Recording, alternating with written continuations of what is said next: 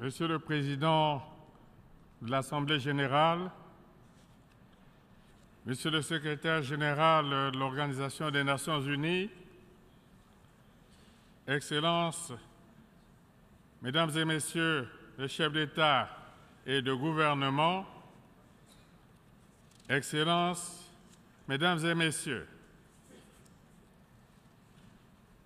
permettez-moi tout d'abord d'adresser mes sincères condoléances au peuple et au gouvernement du Mexique suite au tremblement de terre qui a dévasté ce pays. Je voudrais vous adresser, au nom de ma délégation et au mien propre, Monsieur le Président, toutes nos sincères félicitations pour votre élection à la présidence de la 72e session ordinaire de l'Assemblée générale des Nations unies. De même, j'exprime toute notre reconnaissance à votre prédécesseur, Monsieur Peter Thomson, à qui nous rendrons un vibrant hommage pour le travail accompli. À Monsieur Antonio Guterres, secrétaire général de l'Organisation des Nations unies, je réitère mes vœux de succès et de réussite dans l'accomplissement de son mandat. Je note avec intérêt la haute portée du thème de ce débat général. En effet, rendre la priorité à l'être humain, garantir la paix et la vie décente à tous sur une planète préservée, tel est énoncé le défi majeur qui commande à nous tous une attitude d'ouverture et de responsabilité. Monsieur le Président, l'humanité est confrontée à de nombreux défis. Le terrorisme élargit chaque jour son champ d'action. Aucun continent n'est à l'abri des violences perpétrées au nom de l'extrémisme et des replis identitaires. La recrudescence des tensions dans la péninsule coréenne pourrait ouvrir la voie à un conflit nucléaire sans commune mesure. La situation en Syrie et en Irak, le conflit israélo-palestinien, la menace nucléaire, les crises en Afrique et dans les autres parties du monde posent ouvertement l'exigence morale et urgente de la paix. La paix, cette valeur sans laquelle rien de constructif et de durable n'est possible, a toujours été notre credo de tous les instants. Chaque fois que les circonstances le permettent, le Congo s'emploie à défendre les idéaux de paix et de justice en Afrique et dans le reste du monde.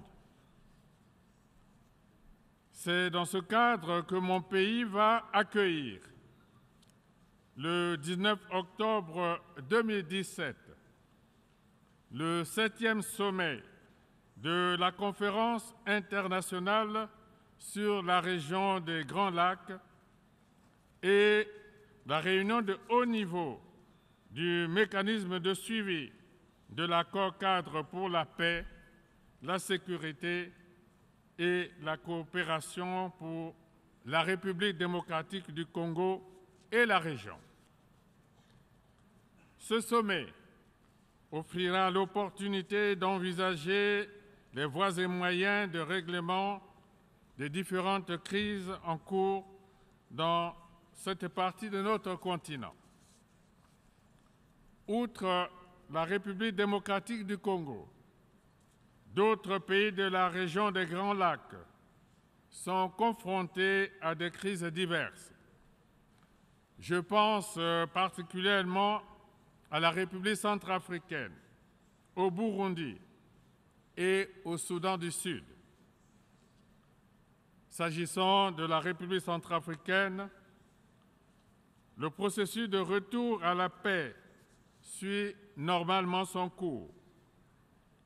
Le soutien du Congo au gouvernement et au peuple centrafricain est acquis.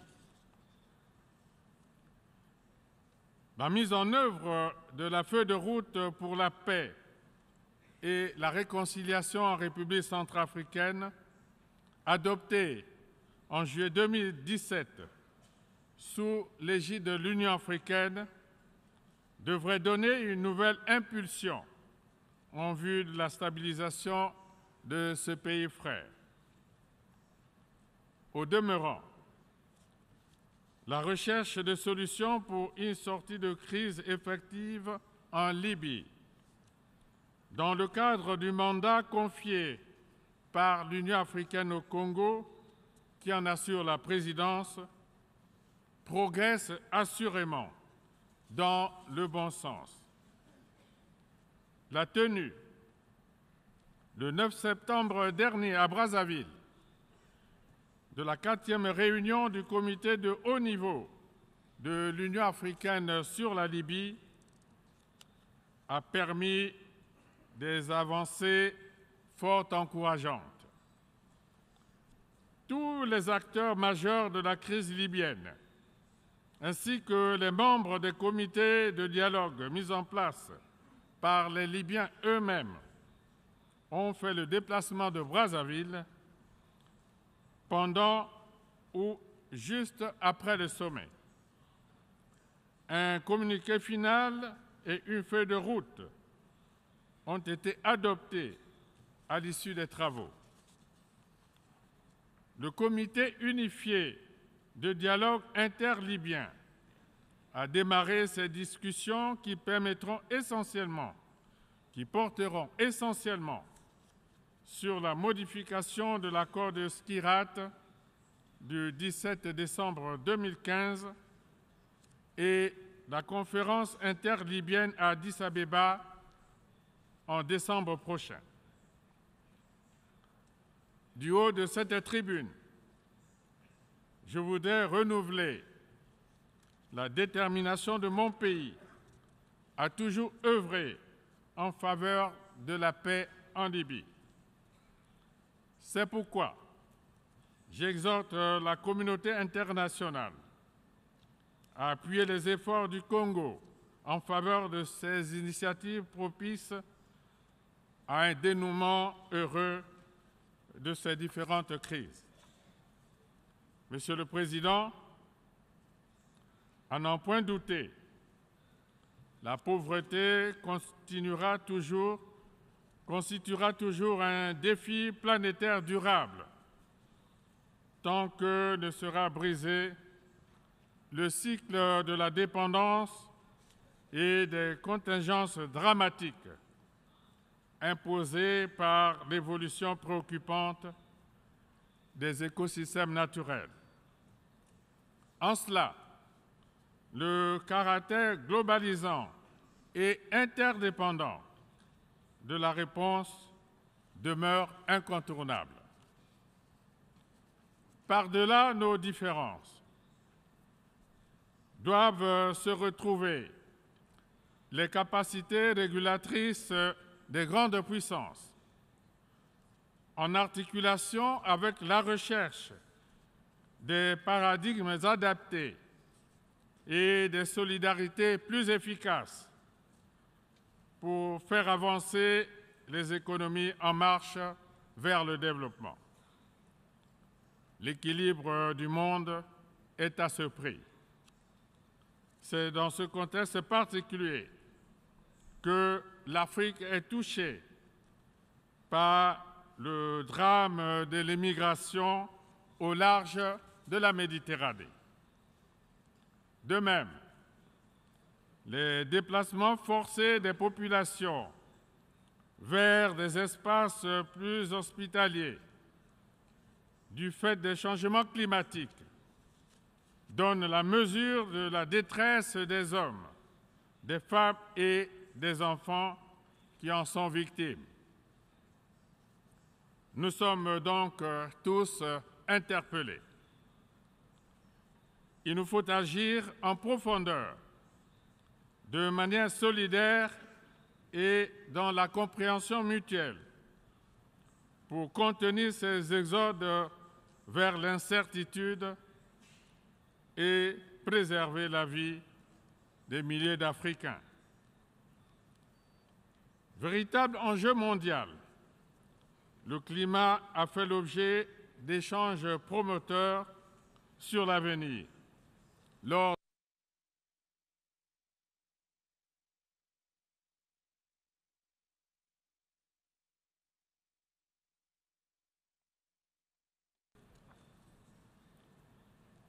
Comme un retour sur la conscience collective de l'humanité,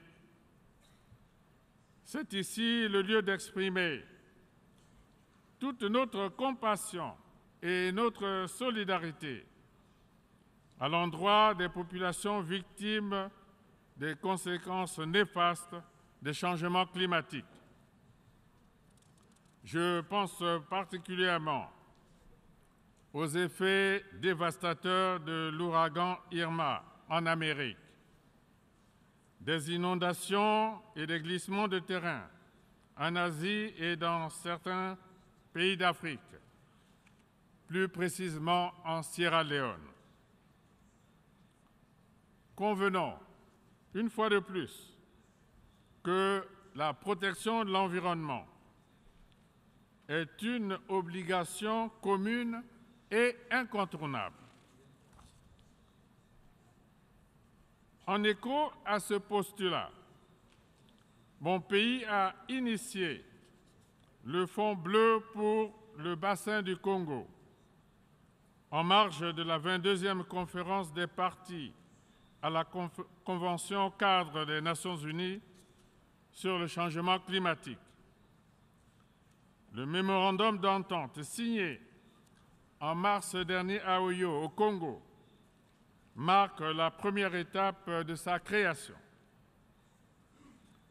Cet instrument financier vise à assurer une meilleure qualité de vie à nos peuples et protéger les forêts du bassin du Congo, deuxième poumon vert d'un seul tenant du monde après l'Amazonie.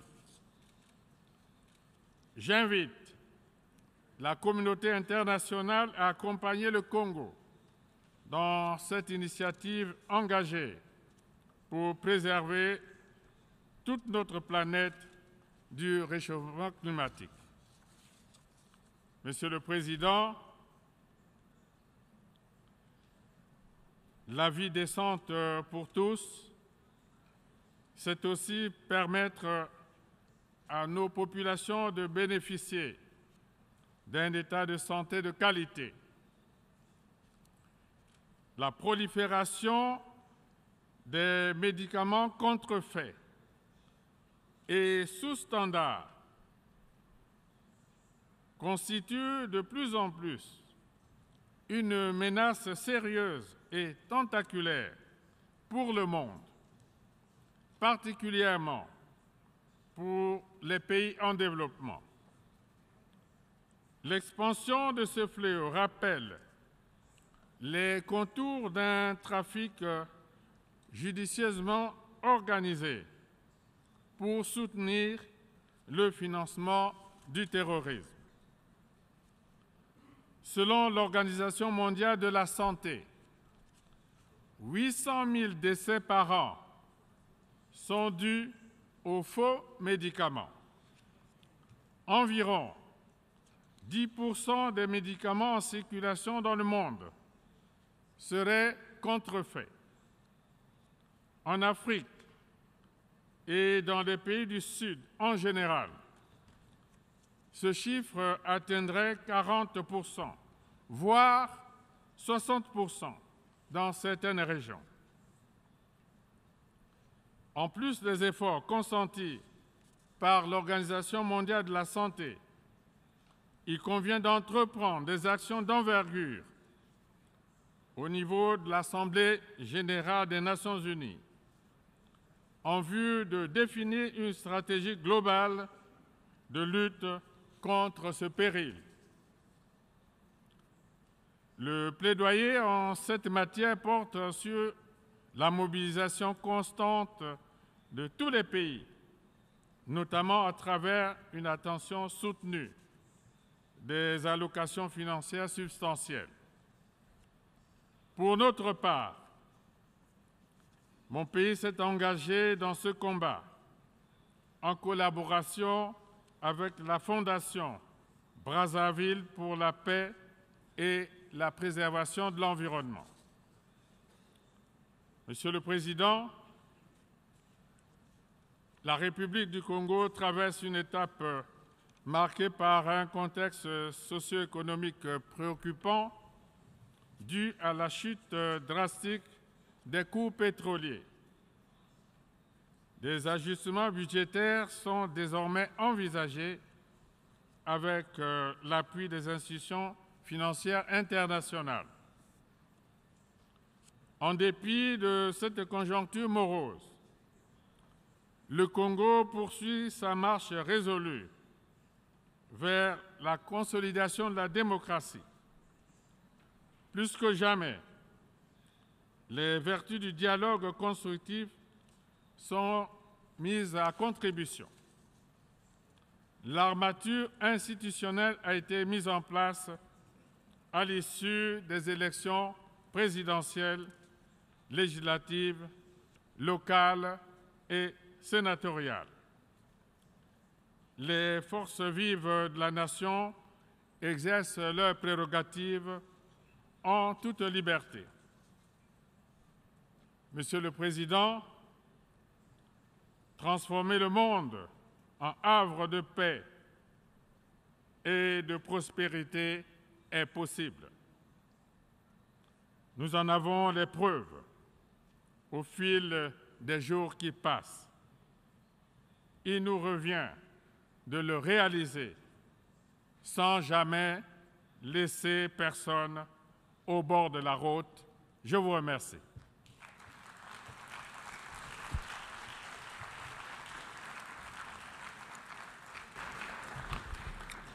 On behalf of the General Assembly, I wish to thank His Excellency Denis Sassou Nguesso, President of the Republic of Congo, for the statement just made. May I request representative to remain seated while we greet the head of state.